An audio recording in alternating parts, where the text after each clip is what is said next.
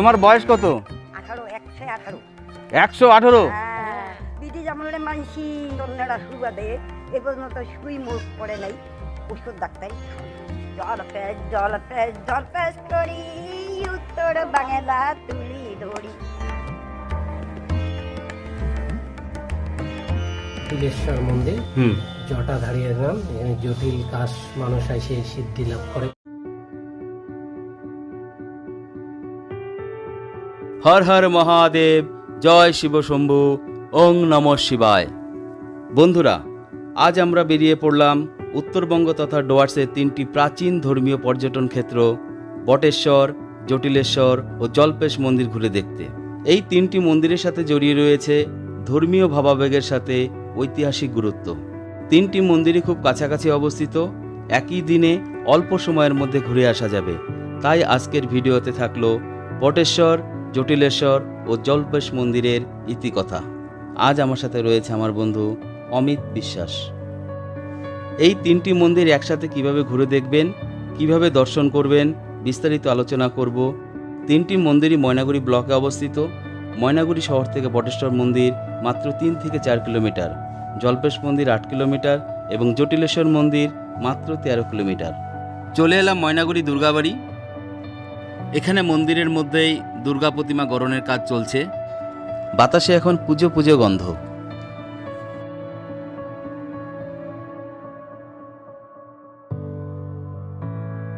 উল্লেখিত মন্দিরগুলি দর্শনের জন্য আপনাকে প্রথমে আসতে হবে ময়নাগুড়ি ইন্দিরা মোড়। এখান থেকে সার্ক রোড ধরে কিছুটা এগোলেই বটেশ্বর মন্দির। ও কাকু, বটেশ্বর মন্দির কোন জায়গায়?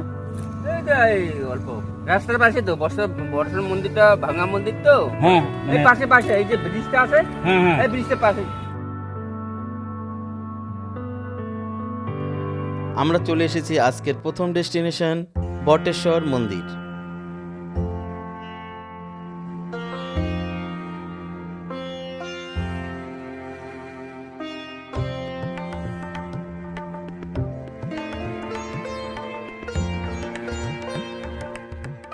প্রাপ্ত তথ্য অনুযায়ী বটেশ্বর মন্দির তৈরি হয় 1800 শতকে বৈকুণ্ঠপুর রাজাদের আমলে।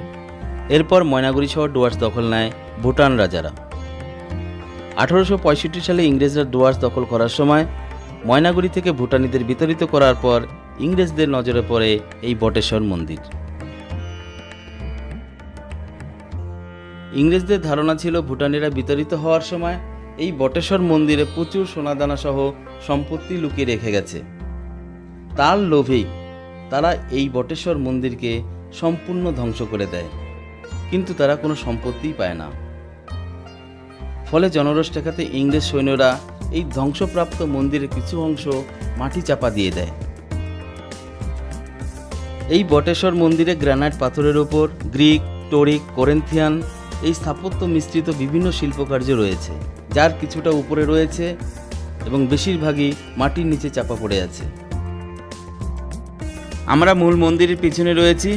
দেখুন বটেশ্বর মন্দিরের ধ্বংসস্তূপ অবহেলায় ছড়িয়ে ছিটিয়ে রয়েছে।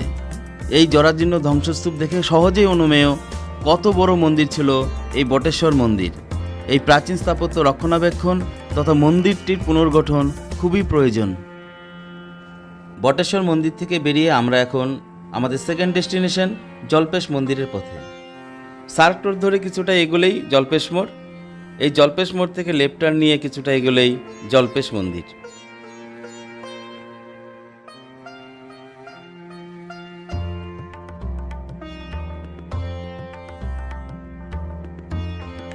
জল্পেশ নামটির সাথে জল্পেশের বালির কথাটিও মনে পড়ে যায়। বিভিন্ন নির্মাণ কার্যের জন্য জল্পেশের জর্দা নদীর বালি বিখ্যাত।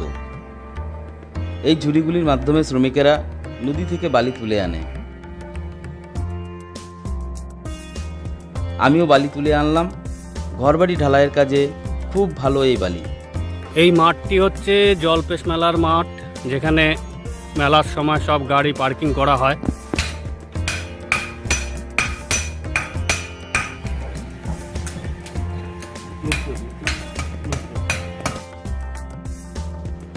সামনেই জল্পেশ মন্দির। জল্পেশ মন্দিরের চূড়া দেখা যাচ্ছে।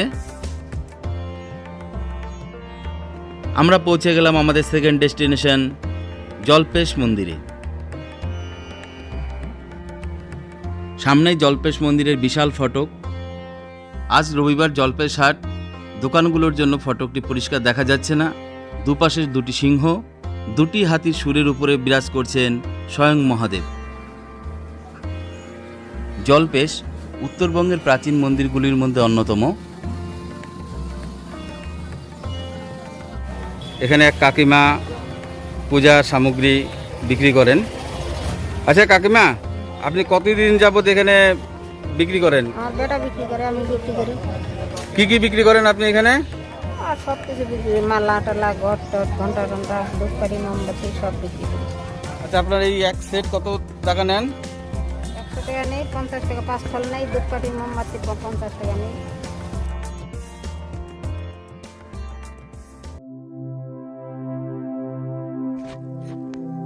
জল্পেশ মন্দিরে সুবিশাল ইতিহাস রয়েছে, আমি সংক্ষেপে আপনাদের সামনে উপস্থাপন করছি।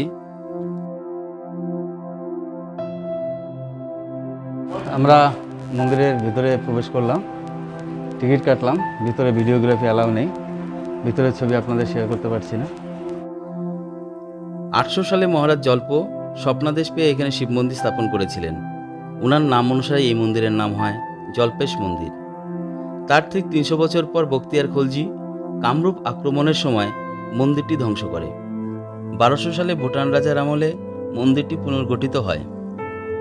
1665 সালে কোচবিহারের মহারাজ নরনারায়ণের বংশধর মহারাজ প্রাণনারায়ণ মন্দিরটি গঠন করেন। পরবর্তীকালে জলপাইগুড়ির রাজা মাহিদেব রায়কত মন্দিরের রক্ষণাবেক্ষণের দায়িত্ব নেন। মহারাজ প্রাণনারায়ণ দিল্লির মুসলিম স্থপতিদের নিয়ে আসেন মন্দির গড়তে, ফলে মন্দিরটির গম্বুজাকৃতি চূড়াতে তাই মধ্যযুগীয় স্থাপত্যের নিদর্শন রয়েছে।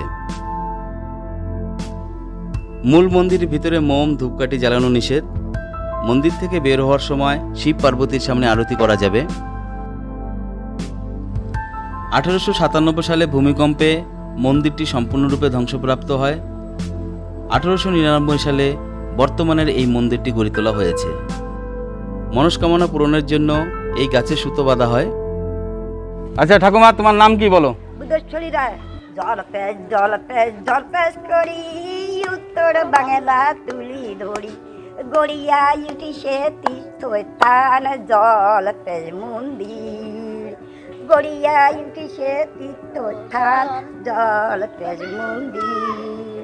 শুনো ভাইরে শুনো তোমরা, মিনতি করি কচি আমরা, মেচেনির কিস্তি ধরিয়া আখ একতা হয়া। কৃষ্ণ তৈ তনহ নাম, দুঃখাতে মোরে হিত হইল, ভাল ভাল দে এমিয়ালা। ওরে সময়তে ছাড়িয়া গেল, বেচা কিনা সারা হইল, ওই ব্যাগরে মনে যায় বেলা, মহাজনের কাছে যায়া হিসাব দেওয়ালা। আমরা প্রবেশ করছি মহাকাল মন্দিরে।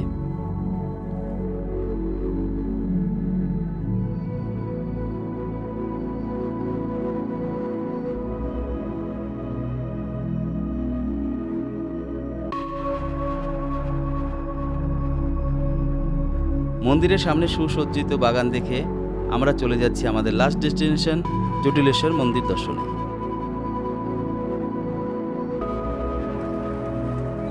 আমরা জল্পেশ মন্দির থেকে একদম পূর্ব দিকে রাস্তা ধরে এগিয়ে আসলাম। এখানে রাস্তা ডিভাইড হয়ে গেল, ডান দিকে সুস্থিরহাট আর আমরা বাদিকে চলে যাচ্ছি জটিলেশ্বর মন্দির। জল্পেশ মন্দির থেকে জটিলেশ্বর মন্দিরের দূরত্ব 6 থেকে 7 কিলোমিটার। আমরা সবুজ বাংলার গ্রামীণ মেঠো পথ ধরে এগিয়ে যাচ্ছি। আমরা পৌঁছে গেছি জটিলেশ্বর মন্দিরে। জটিলেশ্বর ভক্তগণ এখানে এসে জটিল কাজ সিদ্ধিলাভ করে, তার থেকে এই মন্দিরের নাম জটিলেশ্বর। আবার অনেকের মতে শিবের জটা থেকে মন্দিরের নামকরণ। স্থানীয়ভাবে একে পূর্ব ডহরও বলা হয়। পূর্ব শব্দের অর্থ আগে এবং ডহর শব্দের অর্থ উপাসনা। স্থানীয় ভক্তগণ প্রথমে জটিলেশ্বর মন্দিরে পুজো দেন, তারপর জল্পেশ মন্দিরে পুজো দেন। মা সিদ্ধেশ্বরী কামাখ্যা মন্দির বলে। এটা মা সিদ্ধেশ্বরী মহিলারা এই সিঁদুর দান করে এখানকার সিঁদুর ছয় বাড়িতে ব্যবহার করে। আচ্ছা, এটা কিন্তু সুতির পিঠ বলা যায়? হ্যাঁ, এটা বলা যায় আর কি। এখানে নাকি নাভি পড়ছে।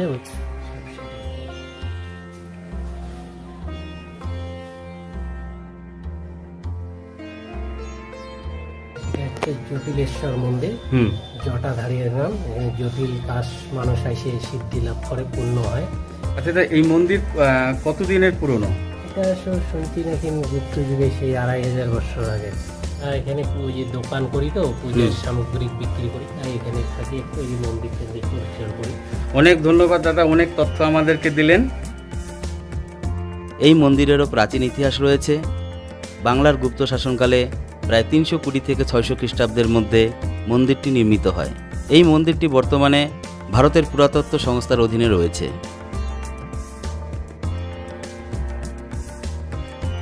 এই মন্দিরটি লক্ষ্মীনারায়ণ মন্দির।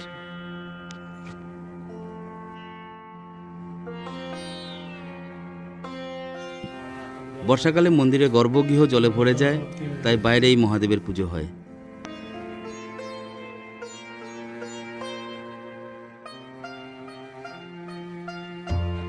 অশোকবাবু যা বললেন, মন্দিরে এইরূপ 3টি গর্ত রয়েছে। এই গর্তগুলিতে সাপ, বেজি এবং মৌমাছি একসাথে থাকতো, তবে বর্তমানে শুধুমাত্র মৌমাছি রয়েছে।